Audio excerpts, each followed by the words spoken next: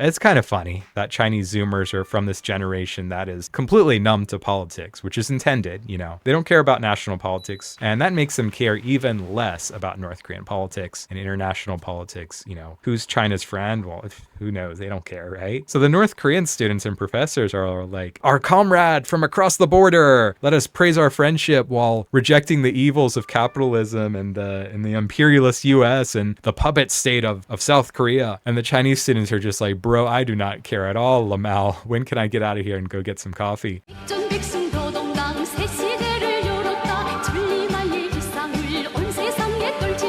Welcome back to Teo the Peopleist, and welcome back to North Korea the country. So today's window into North Korean society is about education exchanges, which is a topic I brought up a little bit a while ago.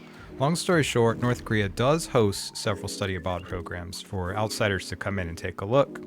This is extremely important because, unlike guided tours, students have some level of freedom to look around and observe the country, even kind of socialize together with North Korean people, although we'll get into that in a bit.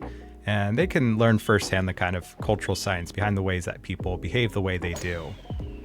So that's kind of a thing. When people look at North Korea, they're kind of like, why would North Koreans do all these patriotic things? Why do they do all the fake tears for all of the leaders, things like that? And there actually is some reasoning behind that, so it's easier to understand when you're on the ground. Now, this is way different from how on tours you feel like you're stuck on a ride and you get the idea that everyone is kind of like performing for your visit.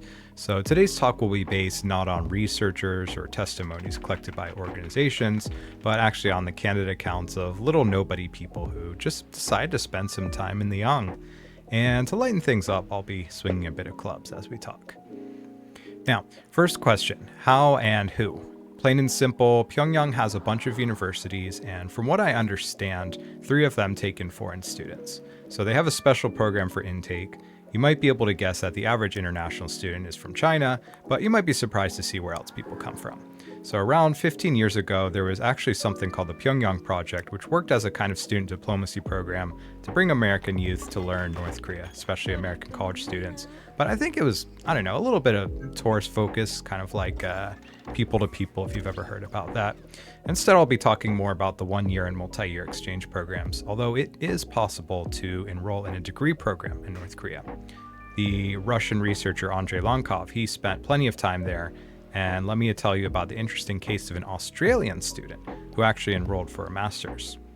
So a few years ago, you may have heard of the strange case of Alec. That's not Alex, Alec Sigley. The Chinese Australian was well versed in all kinds of Asian studies. He studied in schools in Japan and China, and he can speak Korean. So he met North Koreans, like other students, when he was studying in China. There were some North Korean students in his dorm. So he got really curious and he started to go on this deep dive into what is a real North Korea and, why don't I just go to North Korea? So he apparently was so crazy about North Korea that he had his wedding there, and he got married to a Japanese woman, by the way, and he set up a tour company in Pyongyang as well. So he loved to write about his experiences, which probably put him on some kind of list with the North Korean government. And by his own claim, he was the only Australian in North Korea. And there were only 2 other Western students when Sigley was studying at Kim Il-sung University. By the way, spoilers, most international students are at KISU. So he seemed to really love it there. He would explain Australia to locals and listen to them talk proudly about their patriotic moments. One guy was like, "Oh, I got to represent our school in a big parade in Pyongyang Square," or something like that. And then he got arrested and detained for spying for 9 days. He had to write these letters admitting to crimes that he would have no way of committing. Like, threatening world peace was a big one.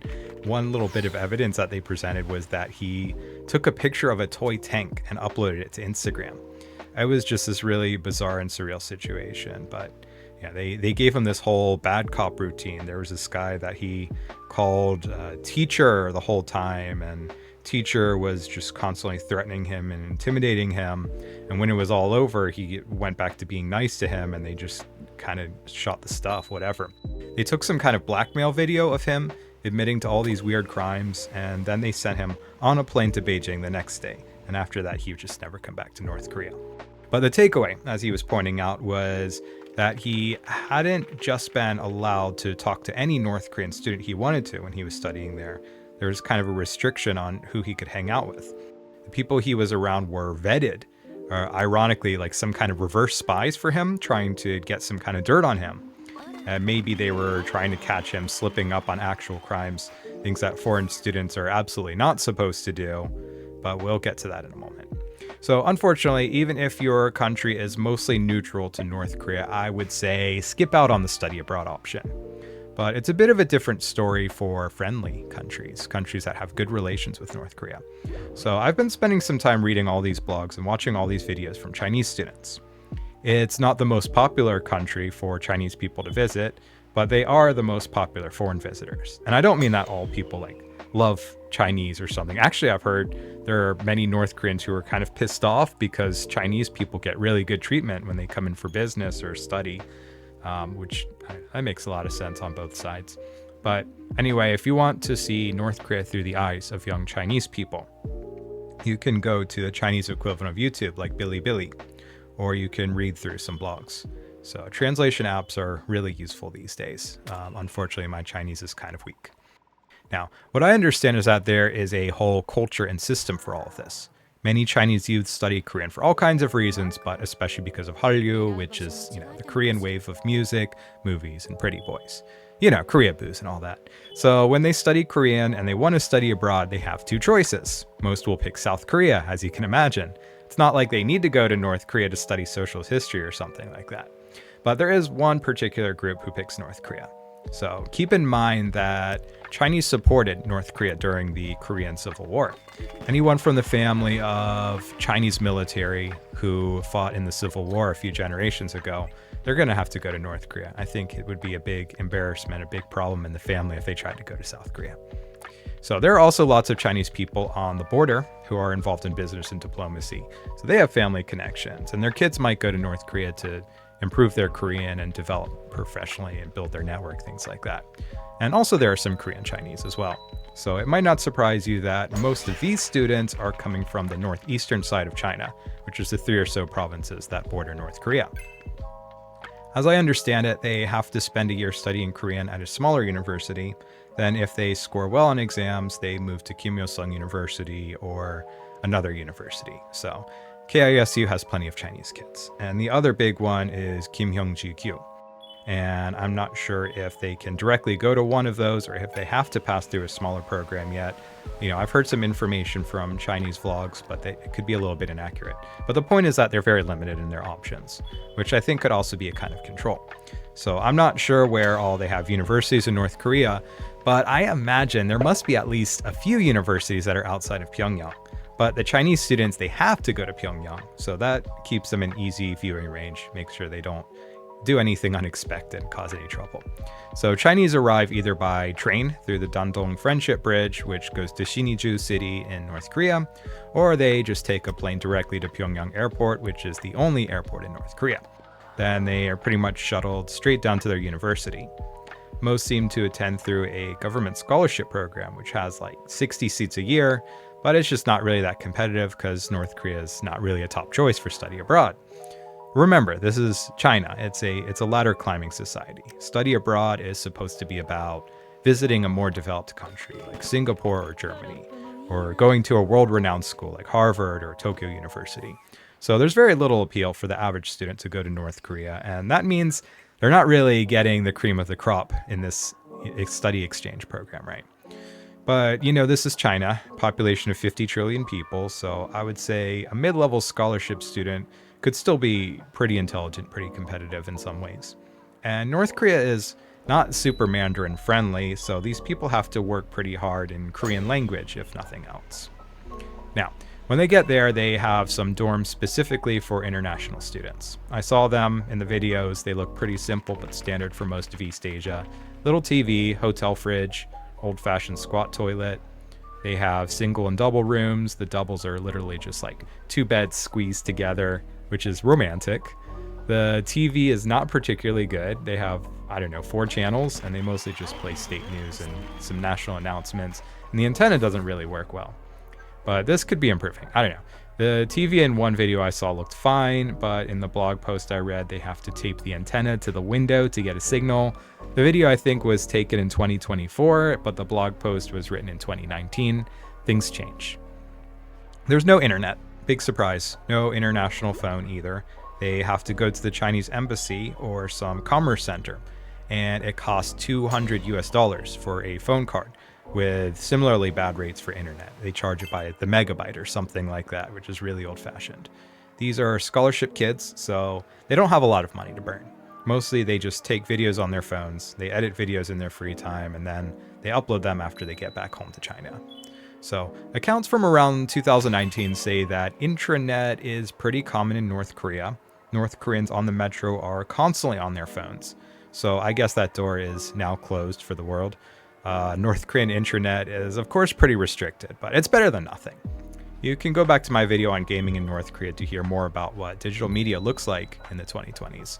But guess what? Chinese are not allowed to use the North Korean intranet. If I had to guess why, it's probably because there's a lot of information that might be considered sensitive, a lot of general information that North Koreans are supposed to hear about North Korea that could be considered secure information. So on the topic of media, let me get into how all that works for Chinese. When they come into North Korea, they are inspected heavily by customs. So of course everyone has a phone and a laptop, but they don't get confiscated. Instead, the agents search through everything and they make them delete anything that could cause any problem on the North Korean side. So that means obviously any South Korean or Western movies, things like that, they have to go. Any foreign media about North Korea is also out, and that also includes things from China. So the reason I'm thinking is because North Korea wants to control what North Koreans see.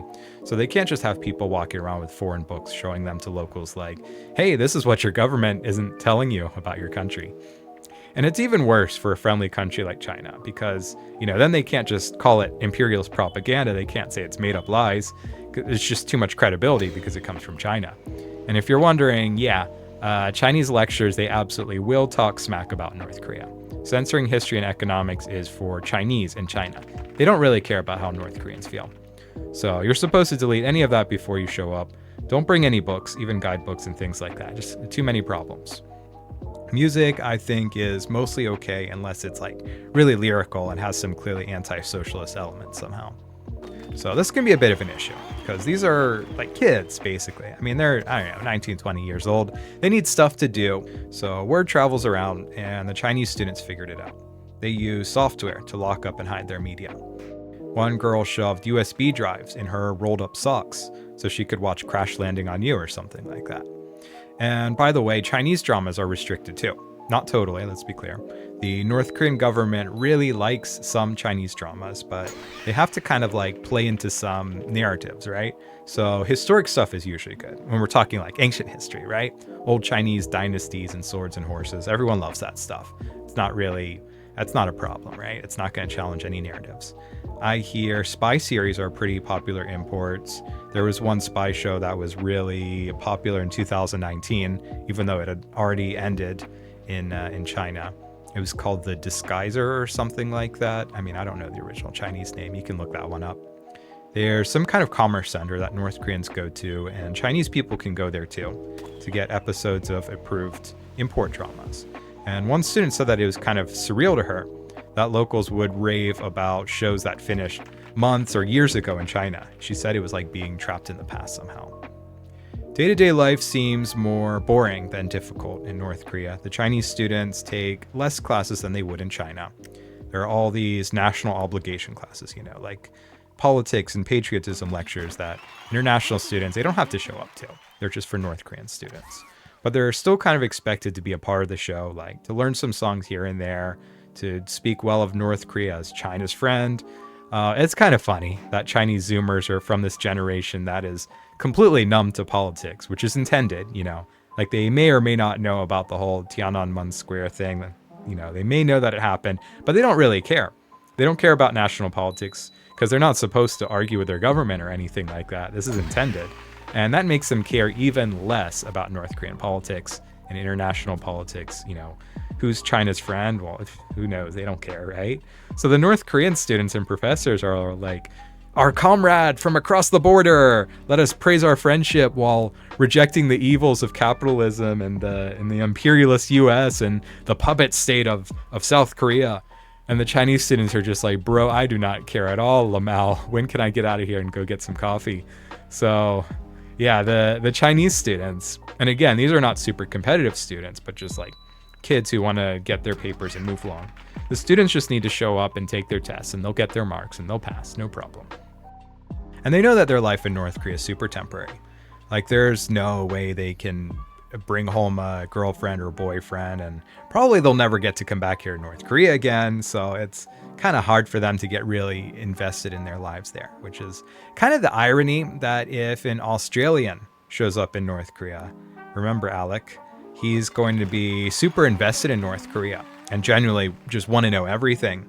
But these Chinese students, they could not care less about national friendship. They just want some fresh air, and their parents thought it would be neat for them to go to North Korea. They're probably just counting down the days until they can take a plane to Seoul or something like that. Okay, but what do they do in their free time? Which they should have a pretty good amount of. I mean, I went through a bunch of vlogs, and I didn't really get that much out of it. It's not surprising to me. I mean, they're Chinese kids. They like to go shopping, and they like to go to cafes. There's an amusement park that they think is too shoddy and dangerous, which I find hilarious. They take walks and comment on the trees and the river, the tall buildings, and that hotel that has like a revolving restaurant. Every single blog and vlog talks about the food, which makes sense, I guess, because Chinese people love eating, and especially young people love eating.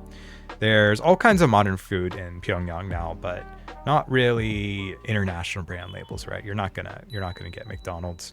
Hot pot is a popular option, but they also have steaks, they have sushi, they have some kind of rip-offs of KFC and McDonald's. Stuff that would be pretty familiar, I guess, to anyone from a large enough city in China. The food is kind of greasy, someone said.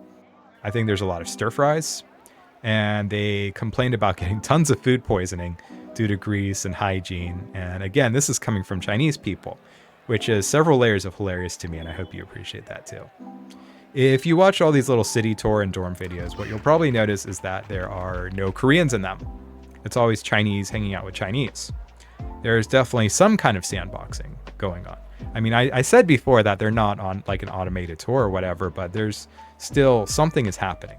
So foreign students from all countries are separated from North Korean students. They take classes by themselves, Chinese and Chinese together, but with North Korean professors. They have an international students dorm.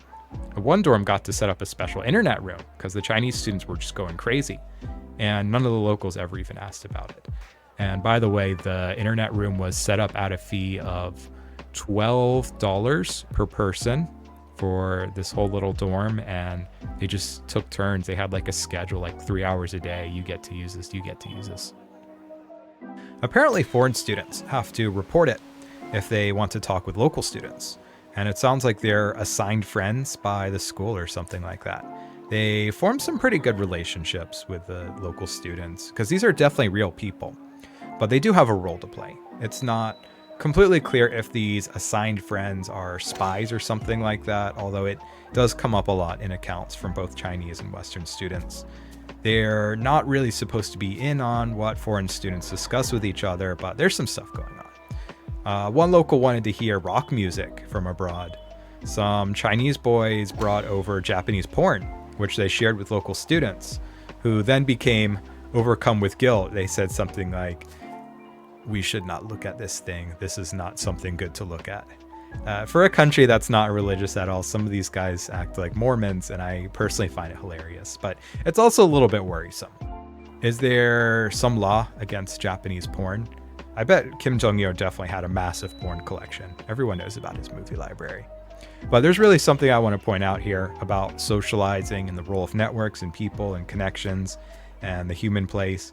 So now the blogs I read were compiled and edited, so I cannot say how much was the original thoughts of the students that wrote the original accounts and how much was just like journalism in play. I don't know if they tossed it all in an AI mixer or what, so kind of take this with a shot of soju, right? All these accounts end with a kind of poetic perspective. And it's surprising to me for several reasons, one of which is how kind of Western it sounds. So bear with me here. If English is poetic, and let's say Japanese is philosophical, Chinese is kind of like fantasy. English writing likes to talk about sense and feeling. Japanese writing likes to talk about some kind of, ultimate meaning from deep within the universe. And Chinese writing likes to talk about the fantastic. You know what I mean? I guess I could be wrong here, so hold on.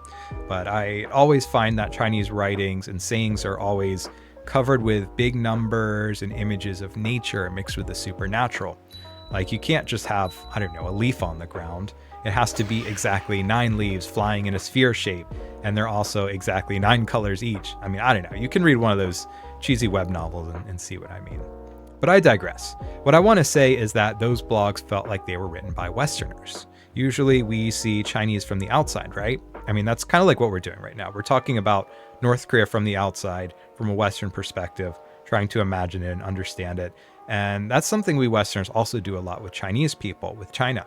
We view Chinese people, like aliens or animals or something, to be observed, to try to figure out how they work and what they think. There's just so many publications on what is the real China, how do we demystify China, things like that. But the blogs and vlogs about North Korea are from a Chinese perspective. So they are the ones on the outside looking in. And it's wild hearing them have culture shock about another culture, like one that I don't belong to.